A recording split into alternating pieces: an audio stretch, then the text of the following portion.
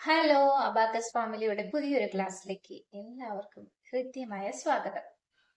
ഇന്ന് നമ്മൾ പഠിക്കാൻ പോകുന്നത് ഇതുവരെ നമ്മൾ ഡയറക്റ്റ് നമ്പേഴ്സുകളായിരുന്നു പഠിച്ചിട്ടുണ്ടായിരുന്നത്, ഒരക്ക സംഖ്യകളും രണ്ടക്ക സംഖ്യകളും. ഇന്ന് പഠിക്കാൻ പോകുന്നത് എന്താണെന്നറിയോ? ഇവിടെ ഞാനൊരു 9 ചെയ്തു. ഈ നമ്പറിന്റെ കൂടെ നമുക്ക് ഇതേ സ്ഥാനത്ത് വേറെ ഏതെങ്കിലും നമ്പേഴ്സ് ചെയ്യാൻ പറ്റുമോ? ഇല്ല അല്ലെ, കാരണം ഇതില് എല്ലാ ബീറ്റ്സും നമ്മൾ എടുത്തിട്ടുണ്ട്.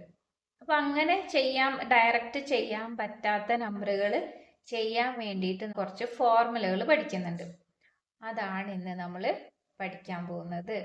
നമ്പർ എന്ന് പറയുമ്പോൾ നിങ്ങൾ ഓർത്തിരിക്കുക, നമ്മൾ എല്ലാത്തിനും നമ്പേഴ്സ് എന്നാണ് പറയുന്നത്. ഫോർമുല പഠിക്കുന്ന സമയത്ത് നമ്പറുകൾ എന്ന് ഉദ്ദേശിക്കുന്നത് 1 മുതൽ 9 വരെയുള്ള നമ്പേഴ്സിനെയാണ്.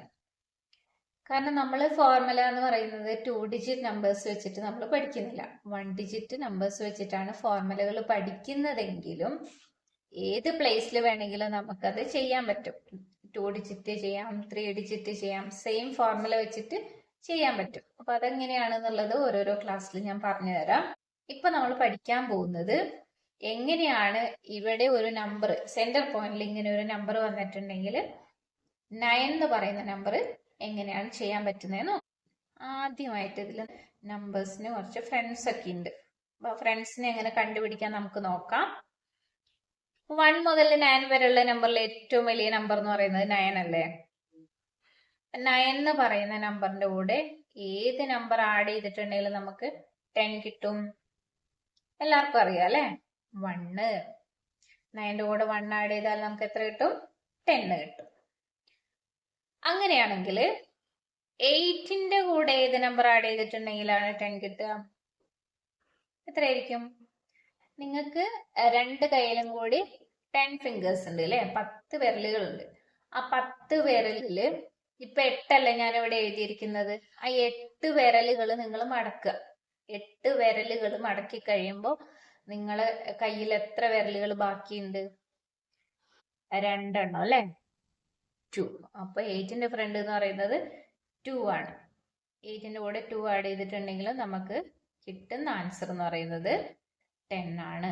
അപ്പോ നമ്പർ പ്ലസ് ഫ്രണ്ട് ഈക്വൽസ് 10. കണ്ടോ?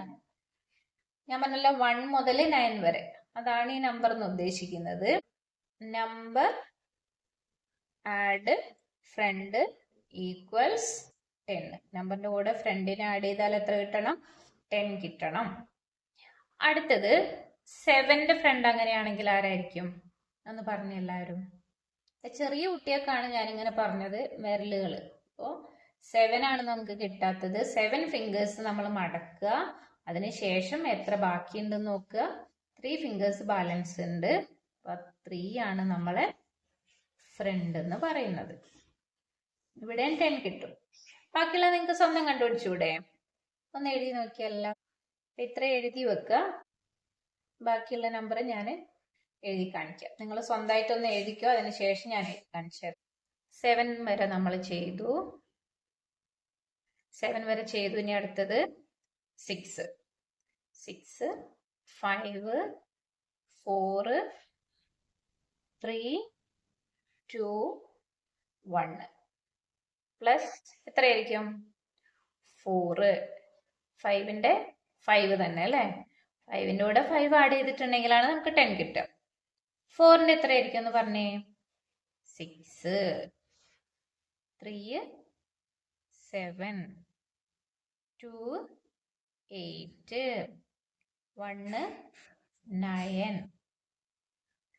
ഇവിടെ നോക്കി, നമ്മൾ 8ന്റെ ഫ്രണ്ടിന് എത്രയാന്ന് പറഞ്ഞത്? 2 എന്ന് പറഞ്ഞു അല്ലെ. ഇവിടെ എത്തുമ്പോ നോക്ക്, 2ന്റെ ഫ്രണ്ട് ആര് തന്നെയാണ്? 8. 8ന്റെ ഫ്രണ്ട് 2 ആണെങ്കിൽ 2ന്റെ ഫ്രണ്ട് 8 തന്നെയാണ്. അപ്പൊ അവർ അങ്ങോട്ടും ഇങ്ങോട്ടും ഫ്രണ്ട്സ് ആയിരിക്കും. ഇപ്പൊ ഇവിടെ 6ന്റെ ഫ്രണ്ട് 4 ആണെങ്കിൽ 4ന്റെ ഫ്രണ്ട് 6 ആണ്. 6ന്റെ കൂടെ 4 ആഡ് ചെയ്തിട്ടുണ്ടെങ്കിലും 4ന്റെ കൂടെ 6 ആഡ് ചെയ്തിട്ടുണ്ടെങ്കിലും എത്ര ആൻസർ കിട്ടുക? 10. ഇതെല്ലാവരും നന്നായിട്ട് കാണാതെ പഠിച്ചു വെക്കുക.